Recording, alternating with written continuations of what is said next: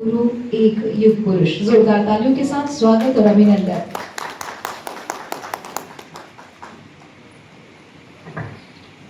धन्यवाद मैडम।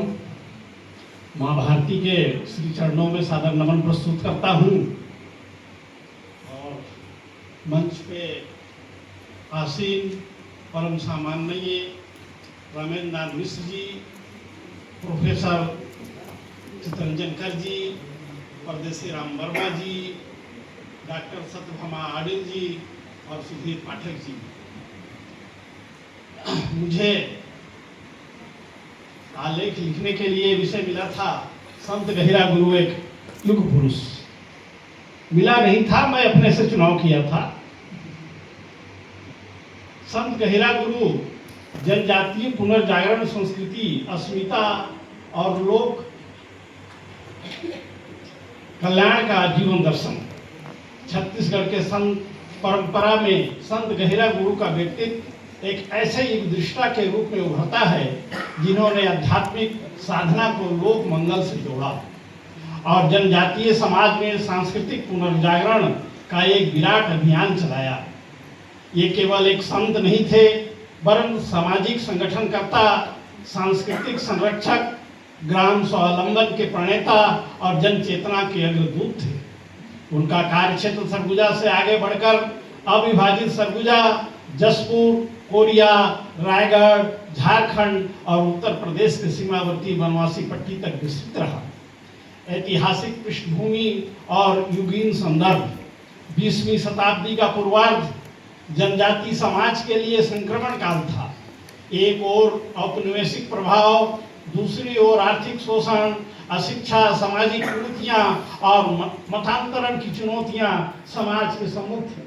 ऐसे समय में संत गहिरा गुरु ने आध्यात्मिकता को अपना आधार बनाकर सांस्कृतिक आत्मगौरव का जागरण किया। उनका आंदोलन प्रतिक्रियात्मक न होकर रचनात्मक था। स्वच्छता, संयम, संगठन, शिक्षा और स्वावलंबन इसके मूल मंत्र थे। जन्म, साधना और आत्मबोध। संत गहिरा गुरु जी का जन्म 1905 में श्रावण मास के अमावस्या की मध्य रात्रि में रायगढ़ जिले के लेलुंगा के समीप गहिरा ग्राम में हुआ था। इनका नाम रामेश्वर था। इनके पिता का नाम श्री बूंदकी कंवर एवं माता का नाम सुमित्रा देवी था। इन्होंने इनको धार्मिक संस्कार दिए। घने वन में एकांत साधना, आत्मचिंतन और प्रकृति के साथ संबंध ने उनके व्यक्तित्व को आध्यात्मिक ऊंचाई प्रदान की। यही साधना आगे जाकर लोक जागरण का आधार बनी। जीवन दर्शन। उनका दर्शन उपदेशात्मक नहीं वरन व्यवहारिक था। उन्होंने जो कहा उसे पहले स्वयं किया। मुख्य जीवन सूत्र: चोरी, हत्या, मिथ्या का त्याग करें एवं सत्य, अहिंसा, दया, क्षमा धारण करें। उन्होंने जनजातीय समाज में नशा मुक्ति, नियमित स्नान, स्वच्छ श्वेत वस्त्र धारण करना, तुलसी रोपण करना, गौ सेवा, सात्विक जीवन, सामूहिक भजन एवं रामचरित मानस पाठ को सामाजिक अनुशासन का आधार बनाया। सनातन धर्म, संत समाज, सांस्कृतिक संगठन का विराट अभियान। सन 1943 में स्थापित सनातन धर्म संत समाज एक व्यापक जन आंदोलन था। इसका उद्देश्य था कि जनवासी समाज को सांस्कृतिक रूप से संगठित करना, आत्मगौरव की भावना जागृत करना, सामाजिक समरसता स्थापित करना। यह संगठन जाति, वर्ग और क्षेत्र की सीमा से परे था। ग्राम स्वावलंबन का आर्थिक मॉडल धान मेला। संत गहिरा गुरु ने धान मेला की परंपरा प्रारंभ कर ग्रामीण अर्थव्यवस्था को सामुदायिक सहयोग से जोड़ा। यह व्यवस्था अन्न बैंक, बीज बैंक, पारस्परिक आर्थिक सहयोग का सशक्त उदाहरण था। इससे साहूकारी शोषण कम हुआ और आत्मनिर्भरता बढ़ी। शिक्षा और सांस्कृतिक पुनर्जागरण। इन्होंने शिक्षा को सामाजिक परिवर्तन का मूल आधार माना। इनके द्वारा स्थापित विद्यालयों, छात्रावासों में संस्कृत शिक्षा, भारतीय संस्कृति, नैतिक मूल्य पर विशेष ध्यान दिया जाता था। दशहरा, रामनवमी और शिवरात्रि को सामूहिक आयोजन ने समाज को सांस्कृतिक सूत्र में बांधा।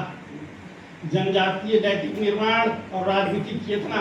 संत गहिरा गुरु केवल धार्मिक संत नहीं थे, वरन जनजातीय नेतृत्व निर्माण के प्रेरणा स्रोत भी थे। छत्तीसगढ़ के आदिवासी सांसद ललन साय को उनका आशीर्वाद प्राप्त था। यह इस बात का प्रमाण है कि उनका प्रभाव सामाजिक ही नहीं था बल्कि राजनीतिक भी था। उन्होंने जनजातीय समाज में नेतृत्व क्षमता, आत्मविश्वास और प्रतिनिधित्व की भावना को भी जागृत किया। समकालीन राष्ट्रवादी चेतना से आत्मीय संबंध। जसपुर के राजा महाराजा विजय भूषण सिंह जुदेव एवं उन्हें स्नेह और सहयोग प्राप्त था। वनवासी क्षेत्रों में सेवा कार्य कर रही संस्थाओं और कार्यकर्ताओं के साथ उनका आत्मीय संबंध था। यह संबंध सांस्कृतिक जागरण और व्यापक आधार प्रदान करता था। प्रमुख साधना केंद्रों का तीर्थ रूप में विकास गहिरा, सामरबार, कैलाश गुफा, श्रीकोट आज भी आध्यात्मिक चेतना और सांस्कृतिक प्रेरणा के प्रमुख केंद्र हैं। इन केंद्रों में हजारों लोग अध्ययन करते हैं। राष्ट्रीय स्तर पर सम्मान और अंतिम समय। जीवन के अंतिम चरण में अस्वस्थ होने पर शासन द्वारा उन्हें विशेष विमान से दिल्ली ले जाकर उनके हृदय का शल्य क्रिया कराई गई। यह उनके प्रति समाज और शासन की श्रद्धा का प्रमाण है। 21 नवंबर देवउठनी एकादशी को 92 वर्ष की आयु में उन्होंने देह त्याग किया। उनकी स्मृति में स्थापित संत गहिरा गुरु विश्वविद्यालय उनके कर्तव्य का प्रतीक है।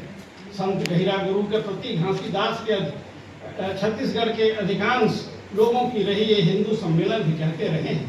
संत गहिरा गुरु के जीवन दर्शन पर आधारित एक महत्वपूर्ण ग्रंथ भी है। इस ग्रंथ का अवलोकन का मुझे सौभाग्य प्राप्त नहीं हुआ है।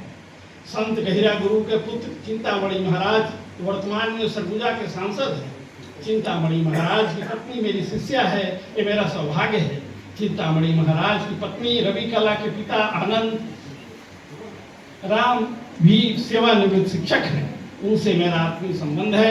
मैं ग्राम पुपरा विकासखंड लखनपुर के माध्यमिक शाला में मेरी पोस्टिंग हुई थी। उसी वक्त रवि कला उक्त माध्यमिक शाला में अध्ययनरत थी। संत गहिरा गुरु के जीवन से सीख। अध्यात्म का सर्वोच्च रूप लोक मंत्रण है। संगठन से ही समाज सशक्त होता है। संत गहिरा गुरु का जीवन जनजातीय अस्मिता, सनातन सांस्कृतिक चेतना और समरस समाज की स्थापना का जीवंत इतिहास है। उन्होंने साधना को समाज से जोड़ा, संस्कृति को जीवन से जोड़ा और संगठन को व्यक्ति से जोड़ा। ऐसे ही पुरुष का जीवन दर्शन केवल स्मरण का विषय नहीं वरन अनुसरण का विषय है। इनकी प्रेरणा आने वाली पीढ़ियों को सदैव प्रेरणा देती रहेगी। निष्काम कर्म योग के साकार रूप। संत गहिरा गुरु ने निष्काम भाव से किया गया कर्म को ही फलदायी होता है पर बल दिया। यह केवल एक दार्शनिक विचार नहीं था अपितु सत्य है। संत गहिरा गुरु ने कभी भी फल की इच्छा करके कोई काम नहीं किया। वे निष्काम कर्मयोग के उत्कृष्ट उदाहरण थे। संत गहिरा गुरु का नाम रामेश्वर था। यह नाम मर्यादा, धर्म और आदर्श का प्रतीक था। संत गहिरा गुरु जी का जीवन आत्मबोध, कर्तव्य बोध और लोक मंगल का प्रतीक था। उन्होंने अपना संपूर्ण जीवन रायगढ़, बलरामपुर, सूरजपुर, कोरिया, सरगुजा, जसपुर अंचल के वनवासियों के उत्थान, शिक्षा, संस्कार और धार्मिक चेतना को समर्पित कर दिया। संत बनने के लिए जंगलों में तपस्या करना ही नहीं है बल्कि गृहस्थ आश्रम में भी रहकर निष्काम भाव से कार्य करने से ही व्यक्ति संत बन जाता है। समाज सुधार और सांस्कृतिक जागरण। संत गहिरा गुरु ने वनवासी क्षेत्रों में व्याप्त अज्ञानता, कुरीति, धार्मिक भ्रम, धर्मांतर के विरुद्ध जागरण का कार्य भी किया। सन 1943 में उन्होंने सनातन धर्म संत समाज की स्थापना की जो वनवासी समाज के लिए धर्म, शिक्षा और संस्कार का केंद्र बना। शिक्षा के माध्यम से समाज का उत्थान किया। जनजातीय क्षेत्रों में संस्कृत पाठशाला, आश्रम, धर्मांतर शिक्षा केंद्र बनाए। मैडम आ गई तो प्रचार प्रसार किया केंद्र। आज उनके सेवा भाव इसीलिए उनके योगदान की स्मृति में सरगुजा में संत गहिरा गुरु विश्वविद्यालय स्थापित है। उनकी सेवाओं के लिए उन्हें इंदिरा गांधी राष्ट्रीय सेवा पुरस्कार, बिरसा मुंडा आदिवासी सेवा सम्मान से नवाजा गया था। संत गहिरा गुरु जी को धार्मिक अनुष्ठानों के लिए बाहर से पंडित बुलाने पड़ते थे तो उन्होंने संस्कृत शिक्षा के लिए कई विद्यालय खोले। संस्कृत महाविद्यालय खोलने के पीछे घटना छिपी है।